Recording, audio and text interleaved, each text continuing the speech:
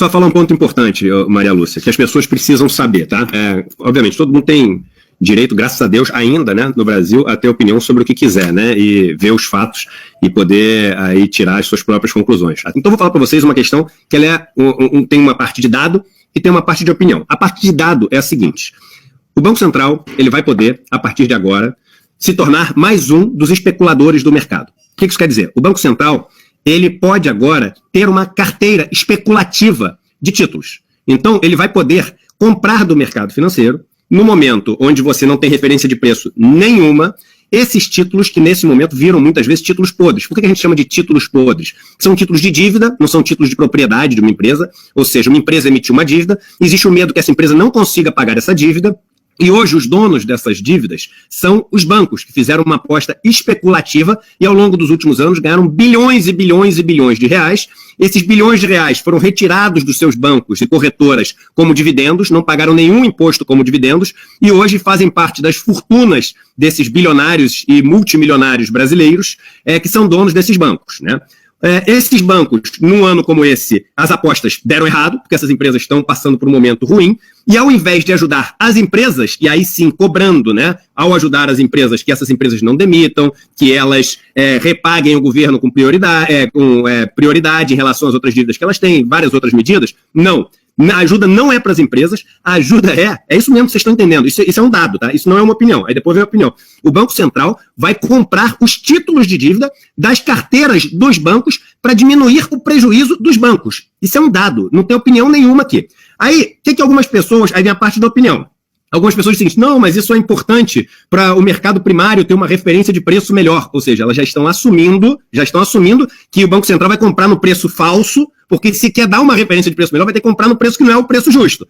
E aí, isso significa fazer o seguinte, o Banco Central sou eu, é você, a Maria, o João, o Carlos, a Carol, a Maria Lúcia, somos todos nós através dos nossos impostos. Isso é o Banco Central. Nós vamos bancar os títulos do fulaninho, dono do banco XYZ, do fulaninho do banco JYX, do fulaninho, etc. A gente vai bancar o prejuízo dessas pessoas físicas, porque elas são as donas dos bancos. E aí o prejuízo delas, que poderia, né, pegar aquela montanha de dinheiro que ele tem, vai baixar um pouquinho na crise. E não vai nem baixar muito, tá?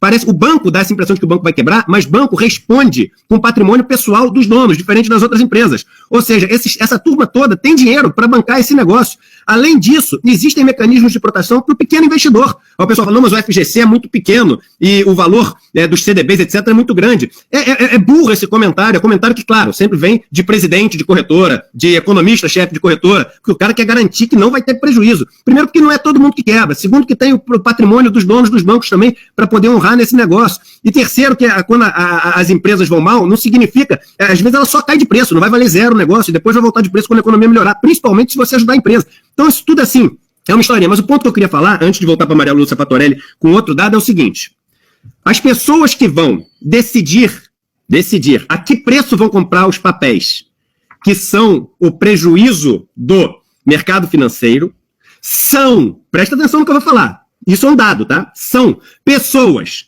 que já trabalharam no mercado financeiro. O presidente do Banco Central, e não é nenhum julgamento, isso é um dado, ele era presidente de uma mesa de tesouraria de um dos maiores bancos do Brasil. O presidente do Banco Central era o presidente da mesa de tesouraria de um dos maiores bancos do Brasil. As mesmas mesas de tesouraria que estão com esses prejuízos enormes. O ministro da Economia do Brasil era dono do maior banco de investimento do Brasil. O telefone dessas duas pessoas, se você for pegar a lista de contatos, são os chefes das tesourarias, os gestores dos fundos e os donos desses prejuízos todos que estão acumulados. Essas pessoas vão coordenar a compra desses papéis. E aí eu vou só contar uma notícia para vocês. Se vocês olharem para trás, vocês vão saber que essa notícia também é um dado. Onde vocês acham que o presidente do Banco Central, os diretores do Banco Central, o ministro da Economia vai estar trabalhando daqui a uns 5 anos? Vocês acham que eles vão estar público? Ou vocês acham que eles vão estar voltando para o setor privado, exatamente para os lugares que vão provavelmente também estar devendo favores a eles agora, pelas medidas e pelas compras que eles vão fazer? Isso é uma provocação necessária. Daqui a 5 anos, onde esses caras vão estar trabalhando? Porque todos os últimos presidentes de Banco Central, todos os últimos diretores de Banco Central, quase todos os últimos ministros da Economia trabalham hoje no setor privado, nos mesmos lugares que eles tinham a caneta para ajudar ou deixar sofrer os prejuízos que são justos por terem tomado as decisões erradas lá atrás. Nada vale mais financeiramente para essas pessoas que aprenderam a tocar a vida medindo tudo pelo financeiro do que ter o setor financeiro devendo favor para eles. Isso é óbvio, tem que ficar óbvio para todo mundo.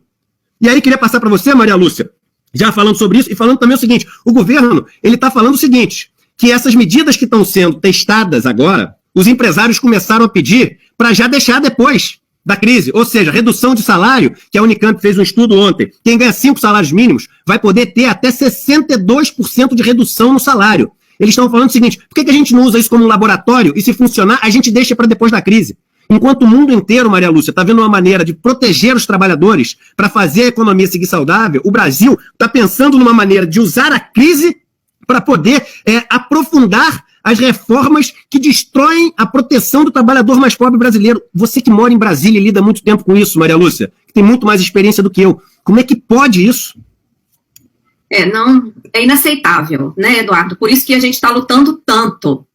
E é preciso que as pessoas nos ajudem, que as pessoas pressionem, porque a coisa está assim, gente. Esse escândalo que o Eduardo detalhou aí, e aliás eu tenho que agradecer, Eduardo, você está prestando um grande serviço à nação, porque você tem experiência, você foi banqueiro durante muito tempo, e você viveu lá dentro, então você fala com a autoridade de quem conhece e de quem viu que isso não presta, e veio para o outro lado, né? Então eu tenho muito orgulho da sua caminhada, da sua trajetória, e quero falar aqui de público que você está prestando um grande serviço à nação, ao explicar esse meandro. Essa PEC, gente, essa PEC 10, que traz esse escândalo que o Eduardo detalhou, que o Banco Central vai atuar como especulador, comprando diretamente, e comprando onde? Em mercado secundário. O que é o mercado secundário? É o mercado de balcão. Opera por telefone. Vocês conseguem imaginar um servidor do Banco Central comprando bilhões, dezenas de bilhões, centenas de bilhões, por quê? Não tem limite algum. A PEC não colocou nenhum limite. Vocês imaginem um funcionário do Banco Central, por telefone, fazendo compra de papel podre, livrando os bancos de parte de seu prejuízo, de seu risco. Aí alguém pode dizer, não, mas depois, se ele fizer alguma coisa errada, ele vai ser punido. Não, gente, não vai, não. Vocês sabem o que colocaram na medida provisória 930? Imunidade. A lei de improbidade administrativa, que seria exatamente o instrumento legal para impedir que esse diretor do Banco Central ou funcionário fizesse uma falcatrua contra as finanças públicas, não vai valer para o pessoal do Banco Central. A medida provisória 930 de 2020, que foi apresentada semana passada ao Senado, coloca a diretoria do Banco Central e todos os seus servidores acima da lei da improbidade administrativa. Mais uma coincidência. Eduardo, se a coisa não fosse uma atrapalhada, um crime contra as finanças públicas, para que dar imunidade para essas pessoas? Para que colocar essas pessoas acima da lei da improbidade administrativa? Então, gente, o que temos que fazer nesse momento? Fazer contato com senadores e senadoras. Dizer, nós não aceitamos que essa trapaça, porque isso é uma trapaça, passe a fazer parte da Constituição Federal.